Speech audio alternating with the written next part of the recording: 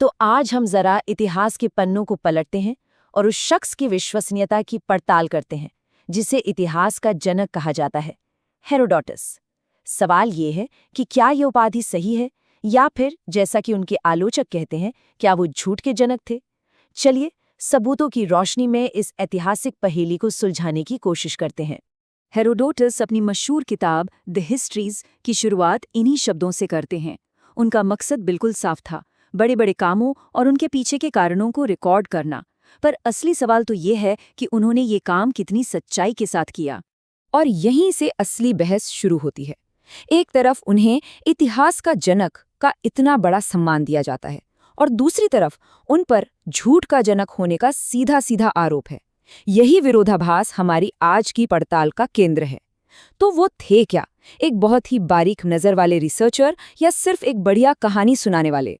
तो चलिए अपनी पड़ताल के पहले हिस्से में चलते हैं। ये समझना बहुत जरूरी है कि हेरोडोटस सिर्फ एक लेखक नहीं थे, वो एक तरह से इतिहास के पहले जासूस थे जो मिले हुए सुरागों को जोड़कर अतीत की एक तस्वीर बना रहे थे। ये अपने आप में एक बहुत बड़ी वैचारिक क्रांति थी। उनसे पहले अतीत का ज्ञान बस कहानियों और महाकाव्यों में ही मिलता था। हेरोडोटस ने एक तरीका बनाया कि भाई पहले सारे सोर्स इकट्ठा करो और फिर घटनाओं के पीछे के कारण को समझने की कोशिश करो। वो सिर्फ कहानी नहीं सुना रहे थे, वो पूछताछ कर रहे थे। अच्छा, अब आते हैं उन चीजों पर जिनकी वजह से उनकी बातों पर सबसे ज्यादा सवाल उठाए गए, यानी दूर दराज के लोगों के बारे में उनके कुछ ऐसे किस्से जो सुनने में बिल्कुल अविश्वसनीय लगते हैं। तो हेरोडोटस ने यूरेशियन मैदानों में रहने वाले घुमंतू लोगों के बारे में लिखा था, जिन्हें सिथियन कहते थे, और सदियों तक लोगों ने उनकी बातों को बस मनगढ़ंत कहानियां मानकर खारिज कर दिया। जरा सोचिए वो क्या लिख रहे हैं कि दुश्मन की खाल से तरकश बनाना या फिर दुख में अपने ही शरीर के अंग काट लेना। सुनने में ये किसी को भी एक सनसनीखेज कहानी लग सकती है ना, कि बस दर्शकों का ध्यान खींचने के लिए बना दी गई हो। तो सवाल उठता है, क्या ये सिर्फ एक मनगढ़ंत, एक जंगली कल्पना थी? सदियों तक तो इतिहासकारों ने यही माना। उनका कहना था कि या तो हेरोडोटस ने सुनी सुनाई बातों पर यकीन कर लिया या फिर अपनी कहानी को और मसालेदार बनाने के लिए खुद ही ये सब गढ़ दिया।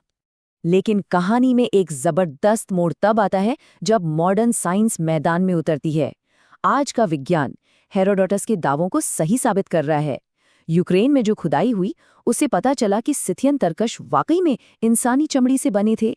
और इससे भी ज्यादा चौंकाने वाली बात, जो कंकाल मिले हैं उनकी उंगलियों की हड्डियां गायब हैं, ठीक वैसे ही जैसा हेरोडोटस ने उनके शोक मनाने के रिवाज के बारे में बताया था। तो जो बात कभी कोरी कल्पना लगती थी, आज वो एक पुरातात्विक सच है। चलिए अब अपनी जांच के दूसरे हिस्से की तरफ बढ़ते हैं, दुनिया के भूगोल के बारे में हेरोडोटस की समझ।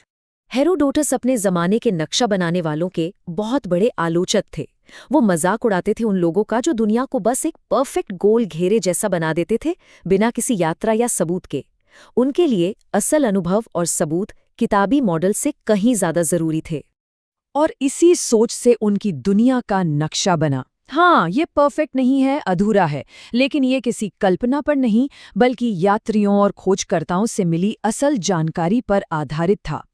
सबूतों के आधार पर नक्शा बनाने की दिशा में ये एक बहुत बड़ा कदम था। अब इसका एक सटीक उदाहरण देखिए, जहां वो कमाल की हद तक सही थे। अपने समय के कई लोगों से अलग वो ये समझते थे कि कैस्पियन सागर एक घिरा हुआ, जमीन से घिरा हुआ समुद्र है, न कि किसी बड़े विश्व महासागर का हिस्सा। और सबसे कमाल की बात तो यह है कि हेरोडोटस इस मामले में करीब 600 साल बाद आए मशहूर भूगोलवेत्ता टॉलेमी से भी ज्यादा सही थे। जी हाँ, टॉलेमी ने गलती से कैस्पियन सागर को उत्तरी महासागर का एक हिस्सा दिखा दिया था, और ये गलती सदियों तक नक्शों में चलती रही। इस मामले में तो हेरोडोटस का तरीका, यानी सबूतों पर आधारित तरीका, साफ तौर पर बेहतर साबित हुआ।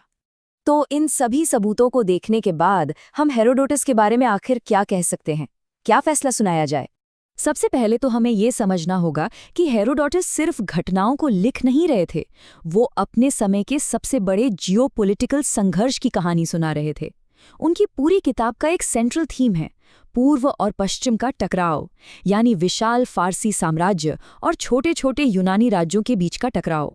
उनकी पूरी कहानी इसी एक आइडिया के इर्द गिर्द घूमती है। कहानी की असली प्रेरक शक्ति फारसी साम्राज्य है और उसका विस्तार ही घटनाओं को आगे बढ़ाता है। ये दरअसल आज़ादी बनाम तानाशाही की एक बहुत बड़ी कहानी है, जिसे 5वीं सदी ईसा पूर्व के एक यूनानी के नज़रिए से बताया गया है। और यही उनकी सोच, उनकी पद्धति का असली सार है। देखिए, जिस यूनानी शब्द हिस्टोरिया से हिस्ट्री बना है, उसका असल मतलब है पूछताछ या जांच पड़ताल। हेरोडोटस सिर्फ ये नहीं बता रहे थे कि क्या हुआ, वो जांच कर रहे थे, सवाल पूछ रहे थे और अपने पढ़ने वालों को भी सबूतों पर खुद सोचने के लिए कह रहे थे, भले ही वो सबूत एक दूसरे से कितने ही अलग क्यों न हो। तो आखिरी फैसला क्या है? देखिए, हेरोडोटस परफेक्ट नहीं थे। उन्होंने कभी कभी सुनी सुनाई बातों और कहानियों को भी अपनी किताब में जगह दी, लेकिन उनकी असली विरासत उनकी हर बात के 100% सही होने में नहीं है, बल्कि इससे कहीं ज्यादा बड़ी है। उन्होंने एक पूरे नए अकादमिक विषय को जन्म दिया। वो सिर्फ ये नहीं जानना चाहते थे कि क्या हुआ, बल्कि ये कि क्यों हुआ, और इसी क्यों की खोज ने इतिहास के अध्ययन को जन्म दिया। आखिर में हेरोडोटस हमारे लिए एक बहुत बड़ा सवाल छोड़ जाते हैं। उन्होंने अपने समय की बड़ी घटनाओं, जैसे साम्राज्यों का बनना और बिगड़ना, के पीछे के क्यों को तलाशा। अब जरा सोचिए, आज से 2000 साल बाद भविष्य के इतिहासकार हमारे इस दौर के वैश्विक संघर्षों, तकनीकी बदलावों और सामाजिक उथल-पुथल के पीछे किन क्यों को समझने की कोशिश कर रहे होंगे। यही सवाल हेरोडोटस की सबसे बड़ी और हमेशा प्रासंगिक रहने वाली विरासत है।